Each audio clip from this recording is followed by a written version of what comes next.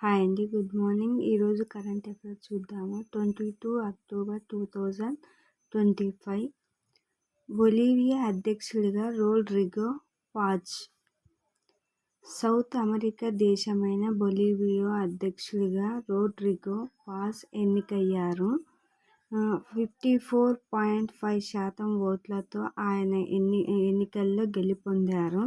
ద్రవ్యోల్బణం, చమురు కొరత, ఫోరెక్స్ నిల్వలు తగ్గిపోవడమే వంటి సవాళ్లను ఆ దేశం ఎదుర్కొంటున్న నేపథ్యంలో రోడ్రిగో ఎన్నిక ప్రాధాన్యం సంతరించుకుంది.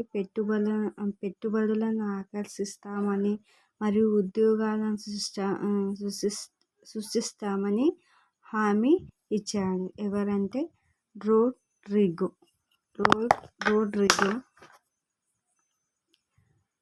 బొలీవియా అధ్యక్షుడు రోడ్రిగో పాజ్.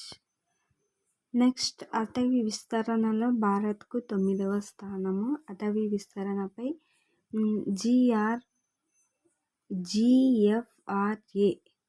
GFRA దీని full form global forest resource assessment 2025 10 దేశాలు విడుదల చేసిన నివేదికలో అటవీ విస్తరణపై గ్లోబల్ ఫారెస్ట్ రిసోర్స్ 2025 గాను 10 దేశాలు విడుదల చేసిన నివేదికలో భారత్ 9వ స్థానంలో ఉంది. భారత్ ఎన్నవ స్థానంలో ఉందంటే 9వ స్థానంలో ఉంది. గత ఏడాదితో పోలిస్తే ఓ స్థానం మెరుగైనది.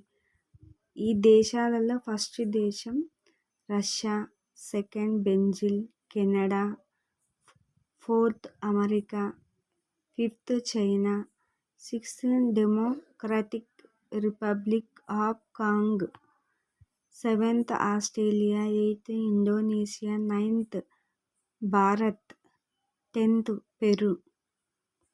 ఇలా కూడా గుర్తుపెట్టుకోవచ్చండి. కోడు ఇలా కూడా గుర్తుపెట్టుకోవచ్చండి. రాబే కవ్వ తిందాము, చెడైన బాప్రే. రా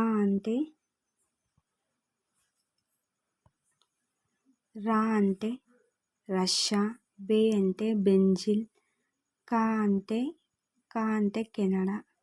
కేలాగా అనుకుంటే కెనడా, కానీ కేలాగా అంటే కెనడా. ఆ అంటే అమెరికా.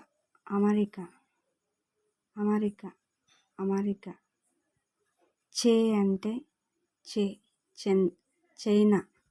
డే అంటే డెమోక్రటిక్ రిపబ్లిక్ ఆఫ్ కాంగో. ఆ అంటే ఆస్ట్రేలియా. ఈ అంటే ఇండియా.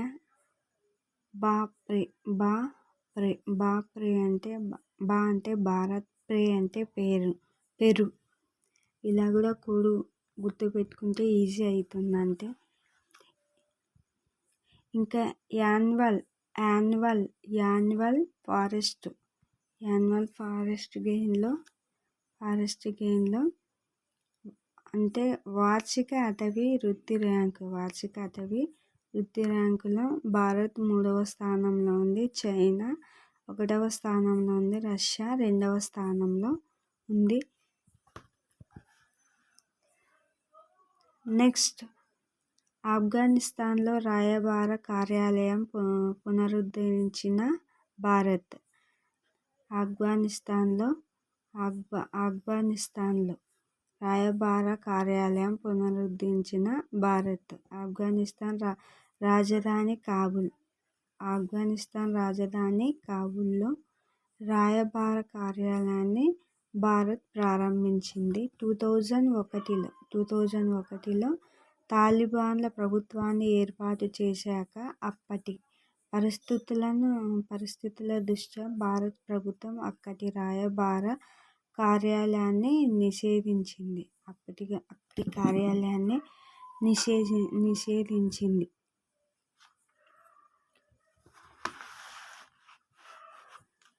తర్వాత ఓపెన్ చేసింది.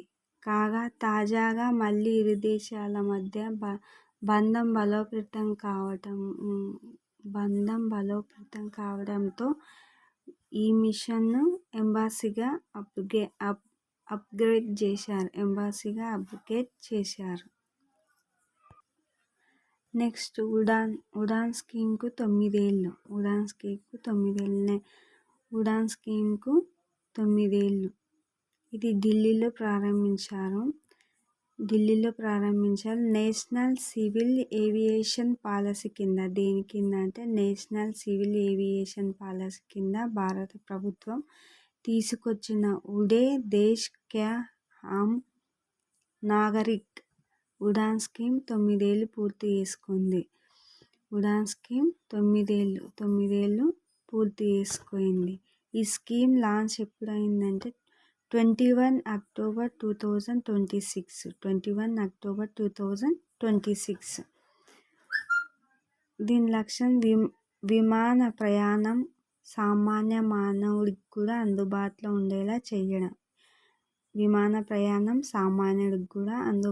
ఉండేలా చేయడం. రీజనల్ కనెక్టివిటీని పెంచడమే లక్ష్యంగా ఈ స్కీమ్ లాంచ్ అయింది. అంటే ఎక్కువ మంది ఉండే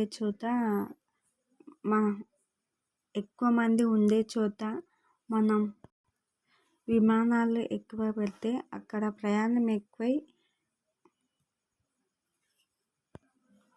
లాభం ఎక్కువ ఉంటుంది. అదే తక్కువ మంది ఉండే చోట విమానాల ప్రయాణం ఉంటే అక్కడ తక్కువ లబ్ధి జరుగుతుందన్నమాట. ఈ స్కీమ్ లాంచ్ అయ్యాక 1.56 కోట్ల మంది ప్రయాణికులు లబ్ధి పొందారని, 64 రూట్లలో విమాన సేవలు అందుబాటులోకి వచ్చాయని తెలిపింది.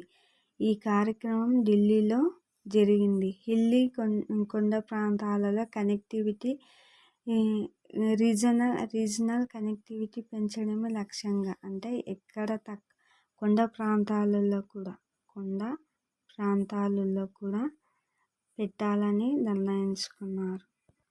కోడ్ ఇలా కూడా రాసుకోవచ్చండి. ఉండకుండా వినకుండా ప్రయాణం త్వరగా అవుతావా? ఉండకుండా అంటే ఉడాన్. అంటే ఉడాన్. వినకుండా